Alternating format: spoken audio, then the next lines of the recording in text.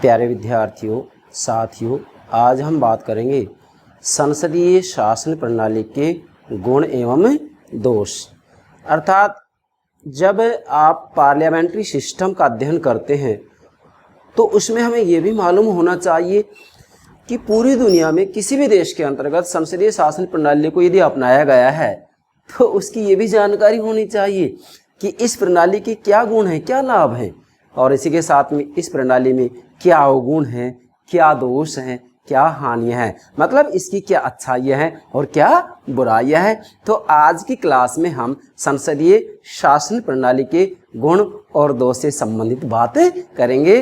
तो सर्वप्रथम मेरे प्राणों से प्यारे विद्यार्थियों, आप हमारे YouTube चैनल को सब्सक्राइब अवश्य कीजिएगा, जिससे प्रतिदिन जो हम वीडियो क्लास अपलोड करते हैं उसकी जानकारी मेरे प्राणों से प्यारे विद्यार्थियों को हो सके। आशा करता हूँ आपने सब्सक्राइब कर दिया होगा। Thank you very much, thank you very much. देखिएगा, संसदीय शासन प्रणाली के गुण और दोष, इसको हम समझाएं उससे पहले मेरे प्यारे विद्यार्थियों, आपको ये मालूम होना चाहिए कि संसदीय शासन प्रणाली है क्या चीज़। हालांकि इसके लिए हमने अलग से वीडियो अपलोड कर दिया है, हमारी प्लेलिस्ट में आप देखिएगा, परंतु आज हम इसके गुण और दोष को ले रहे हैं। तो गुण और दोष तभी समझ पाएंगे ठीक से जबकि आप ये समझ जाएं पहले कि ये संसदीय शासन प्रणाली होती क्या है।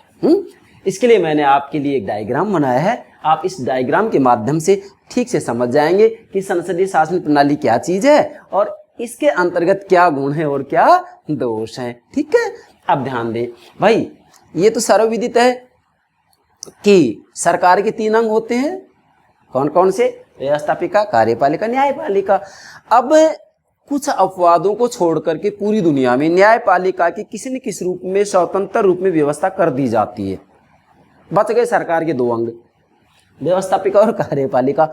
अब मूल बात तो यही समझनी है हमें कि व्यवस्थापिका और कार्यपालिका के आपसी संबंधों के आधार पर मोटे रूप में 2 प्रकार की शासन प्रणालियां उभर कर सामने आती हैं, संसदीय शासन प्रणाली और अध्यक्षात्मक शासन प्रणाली। यस, संसदीय शासन प्रणाली का उदाहरण पूरी दुनिया में सर्वश्रेष्ठ देश कौन सा है? ब्रिटेन। अध्यक्षात्मक शासन प्रणाली का सर्वश्रेष्ठ उदाहरण कौन सा देश है? संयुक्त राज्य अमेरिका। ये बात ठीक है कि भारत में भी संसदीय शासन प्रणाली को अपनाया गया है, जापान में भी, कनाडा में भी, ऑस्ट्रेलिया में भी संसदीय शासन प्रणाली को अपनाया गया है। मैं महत्वपूर्ण बातें बता रहा हूँ जो कि एग्जाम की दृष्टि से बहुत ही महत्वपूर्ण है। अब वास्तव में जब सरकारों का वर्गीकरण किया जाता है तो वर्गीकरण का आधार लिया जाता है, और यहाँ भी जो ये 2 प्रकार की प्रणालियां भरकर सामने आ रही है, संसदात्मक शासन प्रणाली और अध्यक्षात्मक शासन प्रणाली, तो इसमें हम आधार क्या ले रहे हैं कि व्यवस्थापिका और कार्यपालिका के आपसी संबंध किस प्रकार के हैं। तो पूरी दुनिया में किसी भी देश के अंतर्गत जब व्यवस्थापिका और कार्यपालिका में, यहाँ मैंने नोट कर रखा है, व्यवस्थापिका और कार्यपालिका में घनिष्ठ संबंध होता है, कार्यपालिका व्यवस्थापिका की प्रति उत्तरदायी होती है और कार्यपालिका का निर्माण व्यवस्थापिका में से होता है, मतलब कार्यपालिका व्यवस्थापिका में से निकलती है। इसी के साथ में कार्यपालिका और व्यवस्थापिका का कार्यकाल अनिश्चित होता है, निश्चित नहीं होता है, अनिश्चित होता है। क्यों? क्योंकि वास्तविक रूप में कार्यपालिका मतलब मंत्रिमंडल, और मंत्रिमंडल का मुखिया कौन होता है? प्रधानमंत्री होता है। यहाँ 2 प्रकार की कार्यपालिका होती है, वास्तविक और नाम मात्र की। हमारे भारत में वास्तविक कार्यपालक कौन है? प्रधानमंत्री। नाम मात्र का कौन है? राष्ट्रपति।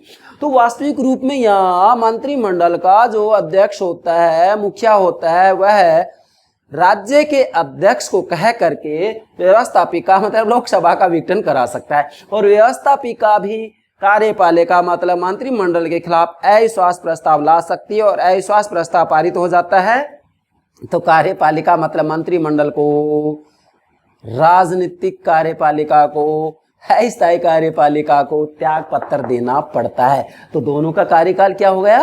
अनिश्चित हो गया। ठीक है, तो जहां कहीं भी ये बातें देखने के लिए मिलती हैं उसे आप क्या कहेंगे? संसदीय प्रणाली। और उदाहरण दे रहा हूं मैं बहुत बढ़िया तरीके समझने के लिए कि संसदीय शासन प्रणाली में कार्यपालिका और व्यवस्थापिका का स्वतंत्र अस्तित्व नहीं होता है। क्यों नहीं होता है? क्यों? क्योंकि कार्यपालिका व्यवस्थापिका में से ही निकलती है। मैं एक उदाहरण देकर के समझाऊंगा, ध्यान दीजिएगा। जैसे मैं भारत को उदाहरण दे रहा हूं, ये जनता होगी, जनता।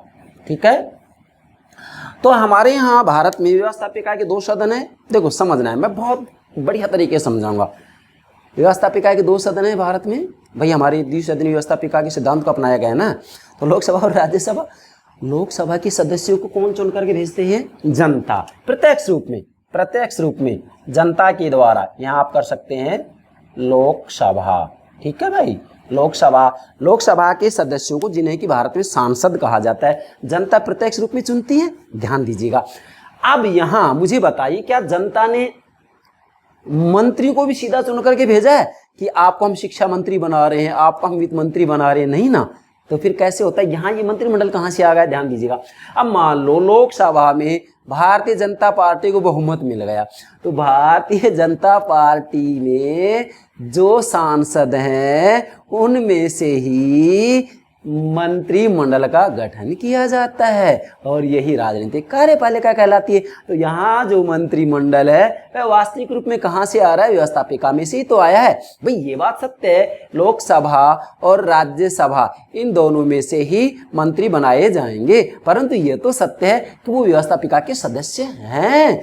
तो इसलिए जो ये कार्यपालिका बनी, जो मंत्रिमंडल का गठन हुआ है, वो कहाँ से निकला है? व्यवस्थापिका में से निकला है। पहली पहचान है ये, व्यवस्थापिका में से कार्यपालिका का निर्माण किया जाता है और कार्यपालिका व्यवस्थापिका के प्रति उत्तरदायी होती है। इसी के साथ में कार्यपालिका और व्यवस्थापिका में घनिष्ठ संबंध होता है। फिर कह रहा हूं, कार्यपालिका का निर्माण व्यवस्थापिका में से होता है। मैंने ये तीर के निशान से दिखा रखा है, ध्यान दीजिएगा। इसी के बाद में आपको यह समझना है कि वास्तविक रूप में संसदीय शासन प्रणाली में कार्यपालिका और व्यवस्थापिका का विलय हो जाता है, और इन दोनों का विलय होने के परिणाम स्वरूप एक नई संस्था का निर्माण होता है, जिसे संसद कहते हैं। क्या कहते हैं? जिसे संसद कहते हैं। संसद में व्यवस्थापिका भी आ जाती है, कार्यपालिका भी आ जाती है, और कार्यपालिका के 2 प्रधान हैं, औपचारिक और वास्तविक, दोनों भी आ जाते हैं, जैसे भारत में राष्ट्रपति और प्रधानमंत्री।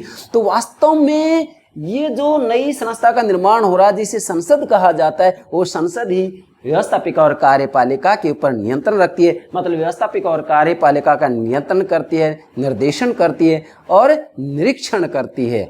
नियंत्रण, निर्देशन और निरीक्षण करने के कारण ही वास्तविक रूप में राजनीतिक व्यवस्था के अंतर्गत संसद सत्ता का केंद्र होती है। मतलब संसदीय शासन व्यवस्था में जो ये संसद होती है वो सत्ता का केंद्र होती है, इन दोनों पर ही नियंत्रण रखती है, और संसद सत्ता का केंद्र होने के कारण इसीलिए इसे संसदीय शासन प्रणाली कहा जाता है। मूल बात ये ध्यान रखनी है कि यहाँ कार्यपालिका व्यवस्थापिका के प्रति उत्तरदायी होती है। मतलब संसदीय शासन प्रणाली का जो सबसे महत्वपूर्ण लक्षण होता है वो उत्तरदायित्व का सिद्धांत होता है।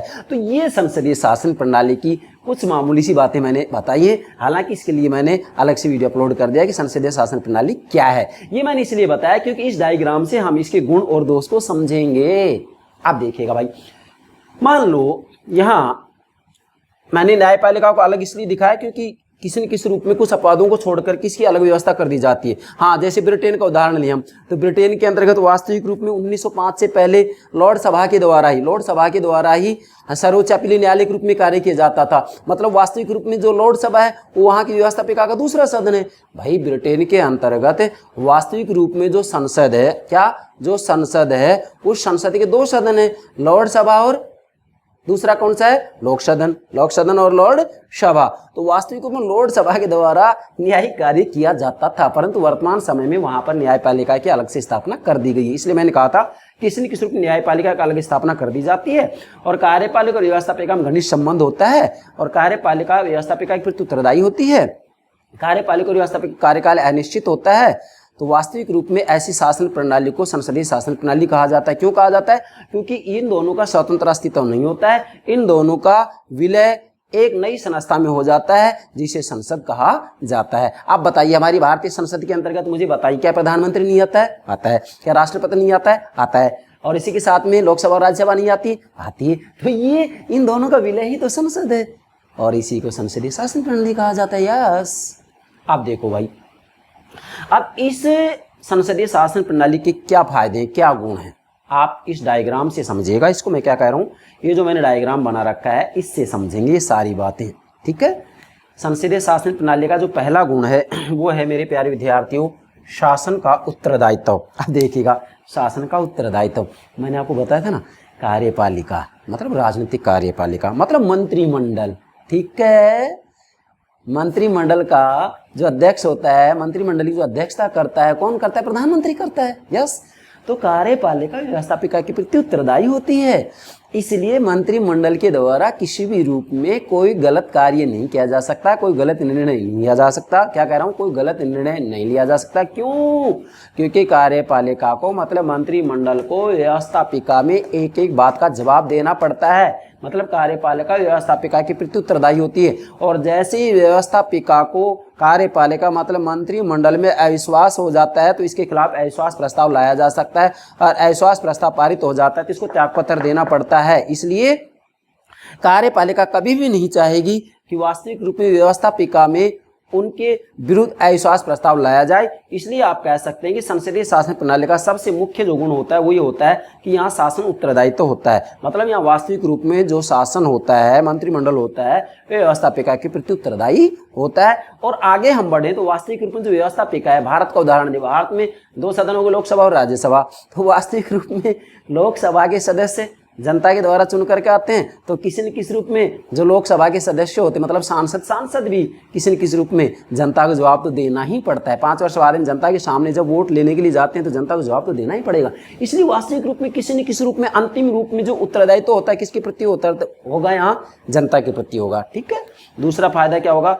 दूसरा गुण, कार्यपालिका व्यवस्थापिका के बीच सामंजस्य। आप देखिएगा, आप यहाँ कार्यपालिका और व्यवस्थापिका में आपसी खींचतान नहीं हो सकती। क्यों नहीं हो सकती?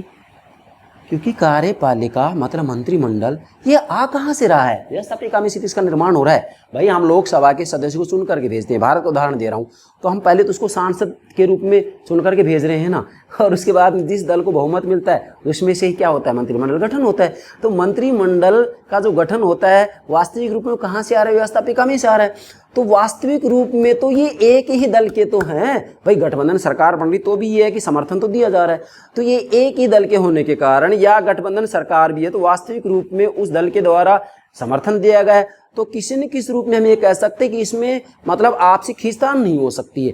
क्यों? क्योंकि कार्यपालिका और व्यवस्थापिका के बीच सामंजस्य रहता है। सामंजस्य इसलिए रहेगा क्योंकि कार्यपालिका मंत्रिमंडल का जो निर्माण होता है व्यवस्थापिका में से ही होता है। पहले हम लोकसभा के सदस्यों को सांसद के रूप में चुन करके भेजते हैं और उसके बाद में वहाँ मंत्रिमंडल का गठन किया जाता है। किसमें से किया जाएगा मंत्रिमंडल गठन? जिस दल को बहुमत मिला है। सीधी सी बात है। अगला क्या है? लचीलापन। देखिएगा, संसदीय शासन प्रणाली में लचीलापन होता है। लचीलापन क्यों होता है? कि वास्तविक रूप में यहाँ समय और परिस्थितियों के हिसाब से, मान लीजिएगा कभी संकट जैसी स्थिति हो तो संकट जैसी स्थिति के अंतर्गत मान लीजिएगा आप एक कार्यपालिका है अर्थात मंत्रिमंडल है। ये क्या है? मंत्रिमंडल। ठीक है। अब मान लीजिएगा मंत्रिमंडल का अध्यक्ष होगा, कौन होगा? प्रधानमंत्री होगा। प्रधानमंत्री होगा। अब यहाँ ऐसा लग रहा है कि जो मंत्रिमंडल का अध्यक्ष है, प्रधानमंत्री है, वह ठीक से कार्य नहीं कर पा रहा है। तो ऐसी स्थिति में एक आकर्षक व्यक्तित्व, एक बुद्धिमान व्यक्ति को वास्तविक रूप में यहाँ उसका अध्यक्ष बनाया जा सकता है। मतलब वास्तविक रूप में समय और परिस्थिति के हिसाब से यदि चाहा जाए यहाँ, तो यहाँ जो राज्य का अध्यक्ष होता है, जिस राष्ट्रपति कहा जाता है, उसको भी सारी सत्ता सौंपी जा सकती है। इसलिए यहाँ ऐसी मतलब संसदीय शासन प्रणाली में लचीलापन होता है। समय और परिस्थिति के हिसाब से यहाँ वास्तविक रूप में जो कार्यपालिका होती है इसके अंतर्गत किसी न किसी रूप में मतलब मंत्रिमंडल में भी हेर फेर किया जा सकता है। चौथा क्या है? वैकल्पिक शासन बनाने की सुव्यवस्था। चौथा लिखिएगा, वैकल्पिक शासन बनाने की सुव्यवस्था। अब देखिएगा, संसदीय शासन प्रणाली में वैकल्पिक शासन बनाने की सुविधा रहती है। कैसे रहती है? क्यों? क्योंकि यहाँ मान लीजिएगा ये कार्यपालिका में, भारत को उदाहरण दे रहा हूँ, बीजेपी की सरकार है। किसकी सरकार है? बीजेपी की सरकार, भारतीय जनता पार्टी की सरकार है। अब विपक्ष में कांग्रेस बैठा हुआ है, तो यहाँ वास्तविक रूप में यदि ये सरकार ठीक से कार्य नहीं कर पा रही है तो फिर वैकल्पिक व्यवस्था है कि जो विपक्ष में है उस विपक्ष के द्वारा सत्ता को संभाला जाए। संसदीय शासन प्रणाली में ये सुव्यवस्था होती है। पांचवा है जन शिक्षण क्षमता। ध्यान दीजिएगा, जन शिक्षण क्षमता इसका गुण है। ये क्यों है? क्योंकि यहाँ जब व्यवस्थापिका के द्वारा कानून बनाए जाते हैं, मंत्रिमंडल के द्वारा निर्णय लिए जाते हैं, वास्तविक रूप में तो कानून बनाने में सबसे ज़्यादा रोल तो किसका होता है? मंत्रिमंडल का होता है। और यहाँ इनका बहुमत होता है व्यवस्थापिका में, तो निश्चित रूप में पारित हो जाता है। इसलिए व्यवस्थापिका तो एक प्रकार से रजिस्ट्रेशन करने वाली मशीन बन जाती है। वास्तविक रूप में कर्ता धर्ता तो मंत्रिमंडल ही होता है, कार्यपालिका ही होती है, परंतु यहाँ जो जनता होती है वह जनता समय समय पर इनके द्वारा बनाए हुए कानूनों को, नीतियों को स्वीकार या अस्वीकार करती है। इनके अनुरूप नीतियाँ, जनता की मांगों के अनुरूप नीतियाँ, जनता के हित में नीतियाँ कानून है तो जनता उसका समर्थन कर देती है, और जनता के हित में नहीं है, जनता की मांगों की अनुरूप नीतियाँ कानून नहीं है तो जनता उनका विरोध भी करती है। तो वास्तविक रूप में यहाँ समर्थन करना और विरोध करना, जब जनता बार बार ऐसा करती है तो जनता को वास्तविक रूप में राजनीतिक ज्ञान प्राप्त होता है। क्या होता है? राजनीतिक ज्ञान प्राप्त होता है। इसलिए संसदीय शासन प्रणाली के गुण है कि यहाँ पर वास्तविक रूप में जनता को राजनीतिक शिक्षण प्राप्त होता है। क्या कह रहा हूँ? जनता को राजनीतिक शिक्षण प्राप्त होता है। अगला छठा है लोकतंत्रीय सिद्धांतों का रक्षण। अब ध्यान दीजिएगा भाई, संसदीय शासन प्रणाली में वास्तविक रूप में जो लोकतंत्र के सिद्धांत होते हैं, जैसे स्वतंत्रता है, समानता है, विधि का शासन है, नियतकालिक चुनाव है, मौलिक अधिकार हैं, इन सभी की किसी न किसी रूप में रक्षा होती है। क्यों होती है? क्योंकि कार्यपालिका मतलब मंत्रिमंडल तो व्यवस्थापिका की उत्तरदायी है, और व्यवस्थापिका भी किसी न किसी रूप में जो जनता का प्रतिनिधि सदन है, जैसे भारत का उदाहरण दें तो लोकसभा है, ब्रिटेन का उदाहरण दें तो क्या हो जाएगा? वहां पर लोक सदन हो गया। कौन हो गया? लोक सदन हो गया। तो ये किसी न किसी रूप में जनता को जवाब देते हैं, क्योंकि जनता के सामने उनको जाना पड़ता है। भाई यहाँ भारत की बात बोले तो 5 वर्ष पूरा होने के बाद में लोकसभा के सदस्य जनता के सामने तो आना ही पड़ेगा, चुनाव लेने मतलब वोट लेने के लिए। चुनाव लड़ते हैं तो वोट लेने के लिए आना ही पड़ेगा, आना पड़ेगा तो किसी न किसी रूप में जनता को जवाब देना पड़ता है। तो वास्तविक रूप में यहाँ हम ये कह सकते हैं कि कार्यपालिका व्यवस्थापिका एक प्रत्युत्तरदायी, और व्यवस्थापिका भी किसी न किसी रूप मतलब लोकसभा के सदस्यों को किसी न किसी रूप में जनता के सामने जाना पड़ता है। इसलिए यहाँ ये सभी मिलकर के, या हम ये कहें कि संसद वास्तविक रूप में प्रयास करती है कि जो लोकतंत्र के सिद्धांत हैं उनकी रक्षा होनी चाहिए। क्यों?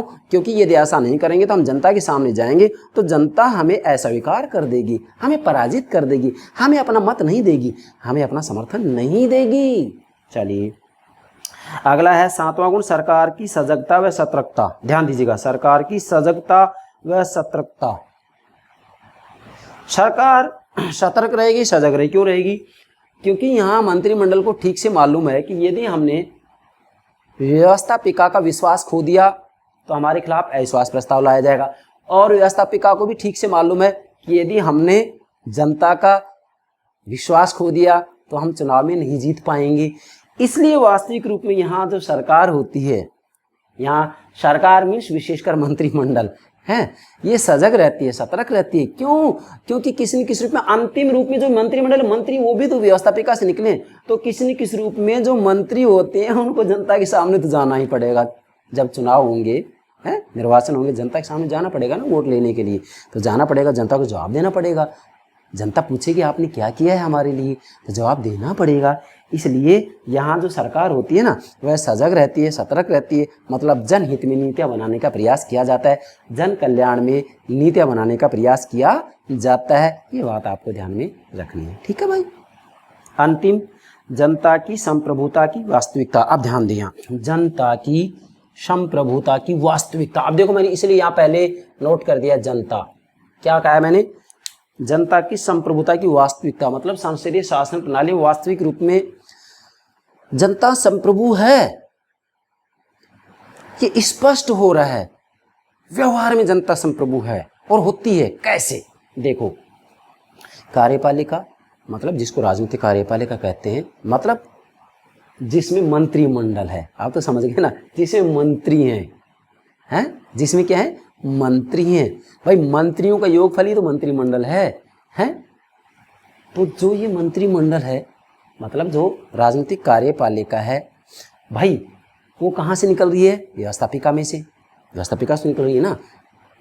अब मुझे बताइए, ये कार्यपालिका व्यवस्थापिका की प्रत्युत्तरदायी है?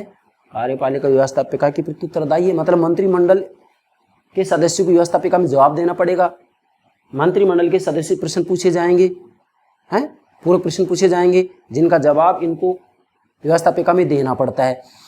और जो व्यवस्थापिका है भाई, जो जनता का प्रतिनिधि सदन होता है, जैसे भारत में लोकसभा, इनको भी जनता के सामने जाना है। अब इसमें ये मंत्री भी आ गए, मंत्री यहीं से तो निकले, लोकसभा में से निकले हैं, राज्यसभा में से निकले हैं, व्यवस्थापिका के सदस्य तो हैं ये पहले, कोई व्यवस्थापिका का सदस्य नहीं है तो भारत में 6 महीने के अंदर अंदर उसे संसद की सदस्यता ग्रहण करनी होगी, व्यवस्थापिका की सदस्यता ग्रहण करनी होगी। तो वास्तविक रूप में यहाँ सर्वे सर्वा कौन हो जाती है, जनता हो जाती है। मतलब व्यवस्थापिका को भी जनता के सामने जवाब देना है, जब चुनाव होंगे उस समय जनता के सामने जाना पड़ेगा। इसलिए संप्रभु कौन हो गए वास्तविक रूप में, अंतिम रूप में जनता होगी भाई। कौन होगी, जनता होगी। इसलिए संसदीय शासन प्रणाली का ये एक महत्वपूर्ण गुण है कि यहाँ जनता की संप्रभुता की वास्तविकता है। मतलब यहाँ वास्तव में जनता संप्रभु होती है। आपको यहाँ दिखाई भी दे रहा है, ये कार्यपालिका व्यवस्थापिका की उत्तरदायी है और व्यवस्थापिका जिसमें विशेषकर लोकसभा के सदस्यों को जनता के सामने जाना है। मंत्रिमंडल मंत्री कहाँ से निकले हैं, व्यवस्थापिका में से निकले, इसलिए इनको भी, कार्यपालिका को भी और व्यवस्थापिका के सदस्यों को भी जनता के सामने तो जाना ही पड़ेगा चुनाव लड़ने के लिए। इसलिए यहाँ अंतिम रूप में संप्रभु कौन होगा, जनता होगी। क्यों, क्योंकि जनता के अनुरूप इनको नीतियाँ बनानी पड़ेंगी, जन कल्याण के लिए इनको कार्य करने पड़ेंगे। अगर जन कल्याण में, जनहित में कार्य नहीं किया तो चुनाव में जनता इनको नकार देगी, अस्वीकार कर देगी, समर्थन नहीं देगी, वो पराजित हो जाएंगे, सत्ता से हट जाएंगे, विपक्ष में चले जाएंगे, सत्तारूढ़ दूसरा दल हो जाएगा। इसलिए संप्रभु कौन है, जनता है। ठीक है भाई। दूसरी बात, संसदीय शासन के दोष, ध्यान दीजिएगा, संसदीय शासन के दोष मतलब जो पार्लियामेंट्री सिस्टम होता है, अर्थात संसदीय शासन प्रणाली में, भाई ये बात सत्य है कि ये गुण है, पर इसमें कुछ कमियां भी हैं, कुछ दोष भी हैं, हैं? तो अब हम यहाँ इसके कमियां दोष को लेते हैं कि संसदीय शासन प्रणाली में क्या कमी हो सकती है। अब इसकी कमी को भी आप इसी डायग्राम से समझ सकते हैं। ध्यान दीजिएगा क्या बोल रहा हूँ, इसी डायग्राम से समझ सकते हैं। इसी से नयापन कुछ है ही नहीं, समझे। और मैंने यहाँ विशेषकर आपके लिए इतना प्रयास किया है कि ज़्यादा से ज़्यादा बिंदु बनाने का प्रयास किया है कि किसी भी रूप में आपसे एग्जाम प्रश्न पूछा जाए, मेरे प्राणों से प्यारे विद्यार्थी, आप गलती नहीं कर सकते हैं। शर्त एक ये समझे मुझे बस। पहला इसका दोष है कार्यपालिका की अस्थिरता। अब ध्यान दीजिएगा, इधर आइए, कार्यपालिका की अस्थिरता पहला दोष होगा ना भाई। सीधी सी बात है, कार्यपालिका व्यवस्थापिका की उत्तरदायी है, क्लियर है ये बात। तो उत्तरदायित्व का सिद्धांत ही संसदीय शासन प्रणाली का मुख्य या प्रधान लक्षण है। नोट कीजिएगा, उत्तरदायित्व का सिद्धांत ही संसदीय शासन प्रणाली का मुख्य या प्रधान या महत्वपूर्ण लक्षण है। तो यहाँ कार्यपालिका व्यवस्थापिका के प्रति उत्तरदायी होती है, परंतु यहाँ कार्यपालिका अस्थिर होती है। क्यों होती है, क्योंकि व्यवस्थापिका को जब कार्यपालिका में अविश्वास हो जाता है तो कार्यपालिका के खिलाफ अविश्वास प्रस्ताव लाया जा सकता है, निंदा प्रस्ताव लाया जा सकता है, कार्यस्थगन प्रस्ताव लाया जा सकता है। कहने का मतलब ये है कि कार्यपालिका के खिलाफ यदि अविश्वास प्रस्ताव पारित हो जाता है तो मंत्रिमंडल को कार्यपालिका को त्याग पत्र देना पड़ता है। इसलिए यहाँ कार्यपालिका क्या होती है, अस्थिर होती है। मैंने आपको पहले कह दिया था, क्या कह दिया था कि संसदीय शासन प्रणाली में वास्तविक रूप में कार्यपालिका और व्यवस्थापिका का जो कार्यकाल होता है वो अस्थिर होता है, निश्चित नहीं होता है। क्यों, कार्यपालिका के खिलाफ व्यवस्थापिका अविश्वास प्रस्ताव ला सकती है और कार्यपालिका भी व्यवस्थापिका का समय से पहले विघटन कर सकती है। मंत्रिमंडल का जो अध्यक्ष होता है, जिससे भारत में प्रधानमंत्री है, जैसे भारत में प्रधानमंत्री है, तो प्रधानमंत्री राज्य के अध्यक्ष को कह करके, राज्य का अध्यक्ष कौन है भारत में, राष्ट्रपति है, राज्य के अध्यक्ष को कहकर, राज्य के अध्यक्ष को कह करके लोकसभा का विघटन कर सकता है। यहाँ व्यवस्थापिका एक विघटन का मतलब लोकसभा, क्योंकि राज्यसभा का विघटन नहीं होता। राज्यसभा एक स्थायी सदन है, ये आपको नोट करना है। राज्यसभा क्या है कि एक स्थायी सदन है, नोट कीजिएगा। दूसरा है एक दलीय आधिपत्यता व मनमानी। आप ध्यान दीजिएगा, संसदीय शासन प्रणाली में मान लीजिएगा, यहाँ भारत का उदाहरण दे रहा हूँ, बीजेपी या कांग्रेस को स्पष्ट बहुमत मिल जाता है, तो ऐसी स्थिति में भाई व्यवस्थापिका में, लोकसभा में बहुमत है जैसे बीजेपी का ही है।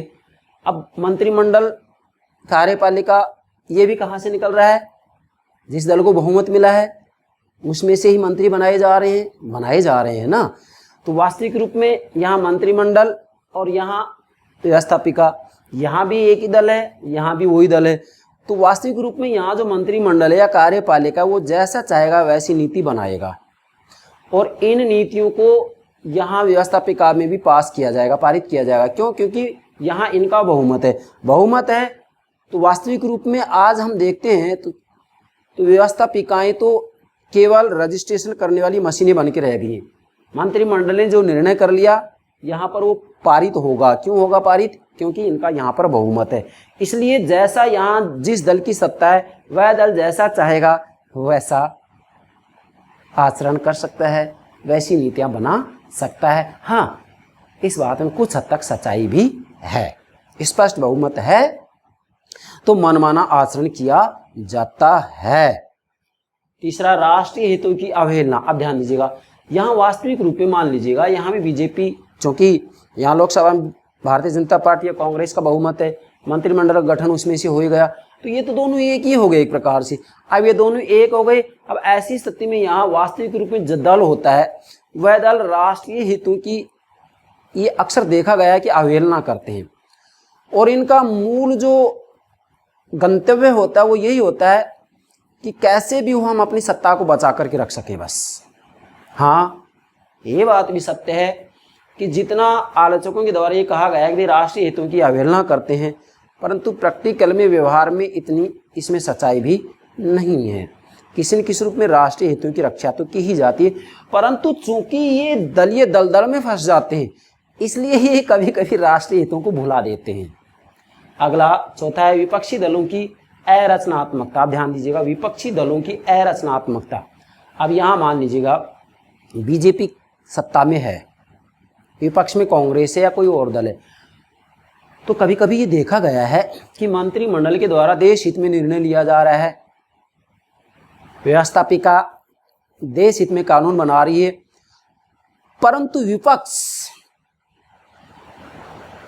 अच्छे कानून, देश हित के संदर्भ में जो कानून बनाए जा रहे हैं, देश के विकास के लिए भी जो कानून बनाए जा रहे हैं, अक्सर ये देखा गया है कि विपक्ष अड़ंगे की नीति का प्रयोग करता है। वास्तविक रूप में वो रचनात्मक आचरण नहीं करता है बल्कि अरचनात्मक आचरण करता है। मतलब विपक्ष के द्वारा विरोध के लिए विरोध किया जाता है। क्या कह रहा हूँ मैं? विरोध के लिए विरोध किया जाता है।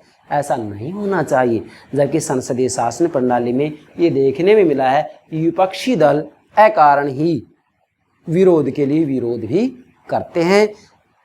इसके परिणाम स्वरूप देश हित में, देश के विकास के लिए, जन कल्याण के लिए नीतियां बनाने में परेशानियां आती हैं। पांचवा, सरकार का दलीय दलदल में फंसकर रह जाना। आप ध्यान दीजिएगा, सरकार का दलीय दलदल में फंसकर रह जाना। अब यहाँ वास्तविक रूप में मंत्रिमंडल यहाँ पर जिस दल को बहुमत मिला है उसी में से निकल रहा है ना, तो वास्तविक रूप में यहाँ भी वही दल है, यहाँ भी वही दल है। ऐसी स्थिति में ये क्या करते हैं, फिर ये दलीय दलदल में फंस जाते हैं। मतलब वास्तविक रूप में ये केवल अपने दल की बातों को ध्यान में रख करके ही निर्णय लेते हैं, दलीय दलदल से बाहर नहीं निकल पाते हैं। राष्ट्रीय हित को भी कुछ सीमा तक नज़रअंदाज कर दिया जाता है। यह भी संसदीय शासन प्रणाली का एक अवगुण या दोष है। अगला है आपातकाल के अनुपयुक्त। ध्यान दीजिएगा, आपातकाल के अनुपयुक्त। संसदीय शासन प्रणाली आपातकाल के अनुपयुक्त है। ये बात सत्य है कि संसदीय शासन प्रणाली में वाद विवाद, वार्तालाप तरीके से होता है, तो ऐसी स्थिति में ये तो कह सकते हैं कि वास्तविक रूप में लोकतंत्रीय शासन प्रणाली के अनुरूप तो है ही है, परंतु जब कभी देश पर कोई संकट आता है तो ऐसी स्थिति में संसदीय शासन प्रणाली उपयुक्त प्रतीत नहीं होती। क्यों? क्योंकि वास्तविक रूप में आपातकाल के समय ये वाद विवाद करने में उलझ जाते हैं, और वाद विवाद करने में उलझ जाते हैं तो उस समय शीघ्र निर्णय की आवश्यकता होती है, और ऐसी शासन प्रणाली में शीघ्र निर्णय लेने में दिक्कत आती है। परंतु सभी देशों में किसी न किसी रूप में आपातकाल के अंतर्गत वास्तविक रूप में राज्याध्यक्ष को सत्ता सौंपने का प्रावधान होता है। इसलिए होता है जिससे कि शीघ्र निर्णय लिया जा सके। इसलिए इस आलोचना में इतना दम नहीं है। चलिए, सातवां है सरकार की नीतियों में क्रमिकता व सुसंगतता का अभाव। ध्यान दीजिएगा, वास्तविक रूप में संसदीय शासन प्रणाली में जो सरकार की नीतियां होती है ना, उनमें क्रमिकता नहीं होती है, सुसंगतता नहीं होती। क्यों नहीं होती है? मान लो अब भारतीय जनता पार्टी सत्ता में है, अगली बार सत्ता में कांग्रेस आ जाती है, उससे अगली बार गठबंधन सरकार बनती है, तो ये क्या करते हैं, अपने से पिछली सरकार के द्वारा जो नीतियां बनाई गई ना, अक्सर देखा गया है कि उनकी नीतियों को काटने का प्रयास करते हैं। ये क्रमबद्धता को तोड़ने का प्रयास करते हैं, ये सुसंगतता को तोड़ने का प्रयास करते हैं, जबकि ऐसा नहीं होना चाहिए। वास्तव में संसदीय शासन प्रणाली का ये बहुत महत्वपूर्ण दोष या अवगुण है। 8वां है नौकरशाही का बोलबाला या प्रभुत्व। अब ध्यान दें, यहाँ नौकरशाही का बोलबाला या प्रभुत्व। भाई संसदीय शासन प्रणाली में नौकरशाही का बोलबाला क्यों होगा? नौकरशाही क्या है? कार्यपालिका, जैसा मैं बार बार बोलता हूँ राजनीतिक कार्यपालिका, तो ये तो राजनीतिक कार्यपालिका की चर्चा कर रहे हैं यहाँ तो हम। और दूसरी कौन सी होती है? स्थायी कार्यपालिका, जिसमें स्थायी सरकारी कर्मचारी होते हैं। कौन होते हैं उसमें? स्थायी सरकारी कर्मचारी होते हैं। तो वास्तव में जो स्थायी सरकारी कर्मचारी होते हैं उसको नौकरशाही कहा जा रहा है, और यहाँ नौकरशाही का बोलबाला या प्रभुत्व होता है किसमें? संसदीय शासन प्रणाली। क्यों होता है? क्योंकि वास्तव में जो व्यवस्थापिका है, व्यवस्थापिका के सदस्यों के पास इतना समय नहीं होता है।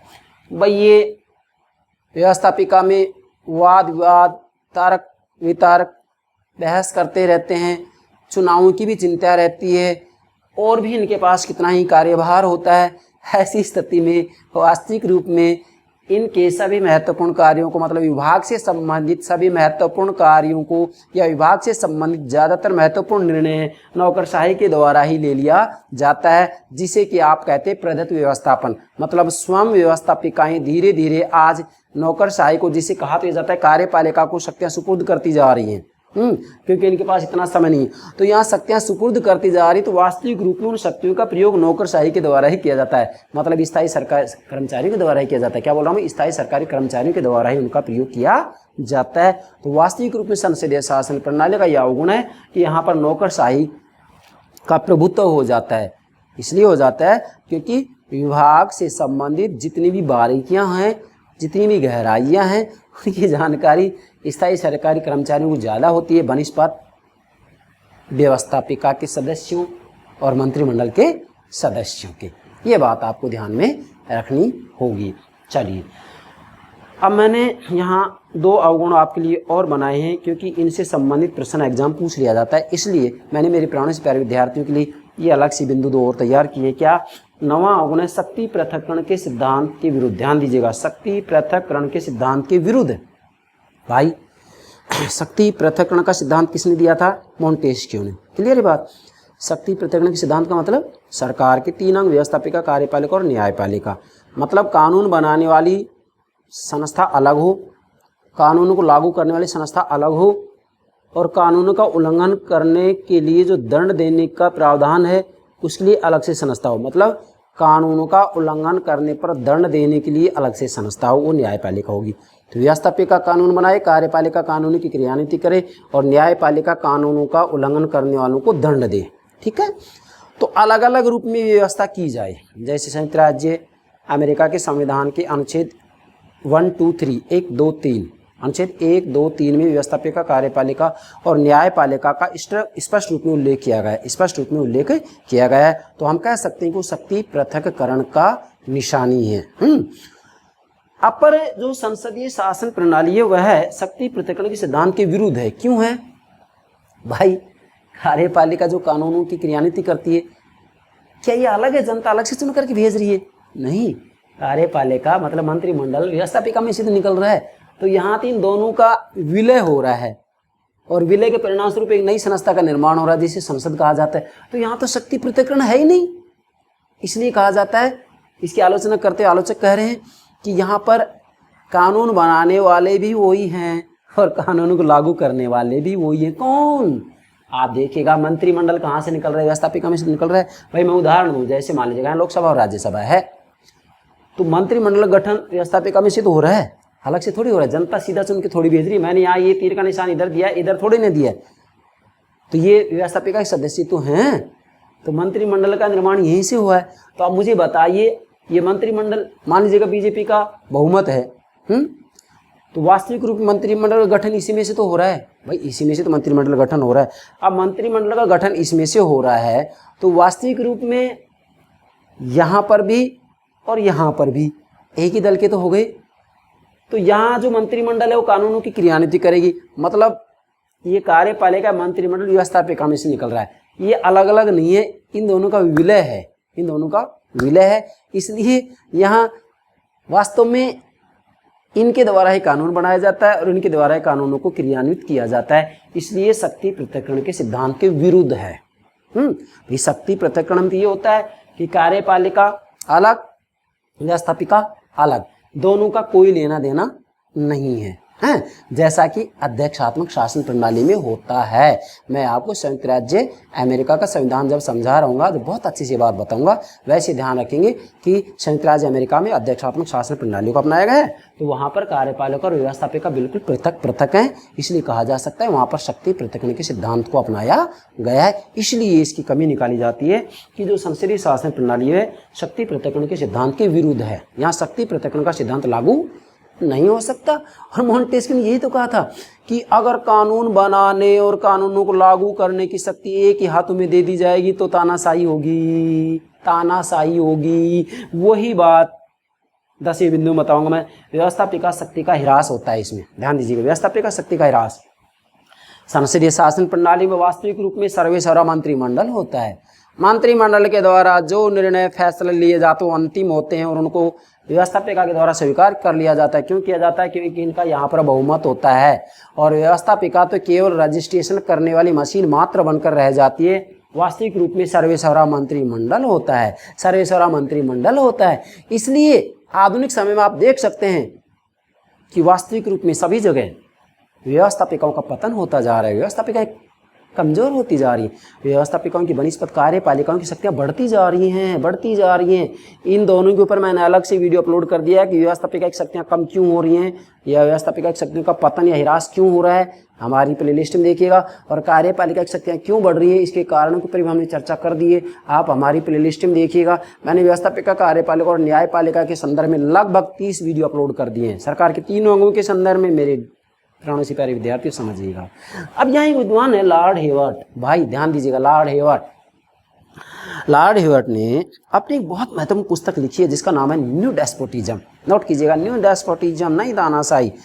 लॉर्ड हेवर्ट ने नई तानाशाही या न्यू डेस्पोटिज्म नामक पुस्तक के अंतर्गत स्पष्ट रूप में कहा है, क्या स्पष्ट रूप में कहा है कि वास्तविक रूप में मंत्रिमंडल एक नई तानाशाही बनती जा रही है। समय रहते इसकी शक्तियों को रोकिएगा, अन्यथा ये जनता की स्वतंत्रता को निगल जाएगी। मतलब यहाँ लॉर्ड हेवर्ट का कहना है कि कार्यपालिका बहुत ज़्यादा शक्तिशाली होती जा रही है। कार्यपालिका मीन्स अस्थायी कार्यपालिका, अस्थायी कार्यपालिका मीन्स मंत्रिमंडल। तो इनका कहना है कि मंत्रिमंडल तो एक नई तानाशाही बनती जा रही है। मंत्रिमंडल के द्वारा तानाशाह जैसा व्यवहार किया जाता है, समय रहते रोकिएगा। इसी को इन्होंने नई तानाशाही कहा था। किसको? मंत्रिमंडल की बढ़ती हुई शक्तियों को लॉर्ड हेवर्ट ने नई तानाशाही की संज्ञा दी है। किसकी संज्ञा दी है? नई तानाशाही। इनकी पुस्तक का नाम न्यू डेस्पोटिज्म, मतलब नई तानाशाही इनकी पुस्तक का नाम है। ठीक है, तो ये 10वीं कमी होगी क्या? व्यवस्थापिका शक्ति का ह्रास या पतन होता जा रहा है। किसमें? संसदीय शासन प्रणाली के अंतर्गत। क्यों? क्योंकि मंत्रिमंडल ही वास्तविक रूप में निर्णयकर्ता बन गया है। निर्णय की क्रियान्वित तो करवाता ही है, लेकिन निर्णयकर्ता भी ही बनता जा रहा है। हाँ, इसमें सच्चाई है। आप देखिएगा, अभी एक नई अवधारणा का निर्माण हो गया है। किसका? प्रधानमंत्री शासन प्रणाली। मतलब संसदीय शासन प्रणाली को प्रधानमंत्री शासन प्रणाली का नाम दे दिया गया है। क्यों?